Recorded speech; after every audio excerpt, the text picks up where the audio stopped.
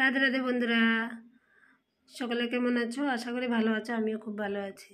তা আজকে তো হলো ভূমি একাদশী। আজ ভূমি একাদশীর দিন এই যে ভগবানকে আমি একটু বাদাম আর একটু কুল বড়ই আঙ্গুর এটা দিয়ে একটু ভগবানকে প্রসাদ দিলাম। এটাকে আমার গোপোষণা। তারপরে বানাবো হলো, তারপরে এখানে যে কিনোয়া নিয়েছিলাম অনলাইন থেকে, এই যে কিনোয়াটা বানাবো সবজি দিয়ে,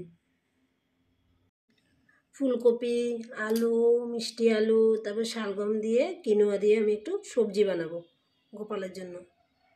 কিনোয়ার প্যাকেটটা আনার পর থেকে আর কাটা হয় নাই। এটা কীভাবে বানাতে হয় আমিও ঠিক জানি না। আগে আমি কিনোয়া খেতাম না, আগে আমি আলুর সবজি তারপরে যে ফ্রুটস এগুলি খেয়ে আমি থাকতাম।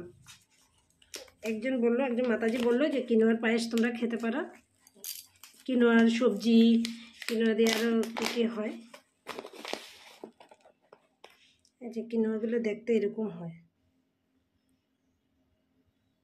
জানি না এটা কিনা, আপনারা কমেন্ট করে জানাবেন। রাধে রাধে। আর আজকে বেশি বেশি করে হরে কৃষ্ণ মহামন্ত্র জপ করবেন। হরে কৃষ্ণ কৃষ্ণ কৃষ্ণ হরে হরে, হরে রাম রাম রাম হরে হরে, হরে কৃষ্ণ হরে বল। রাধে রাধে সকলকে।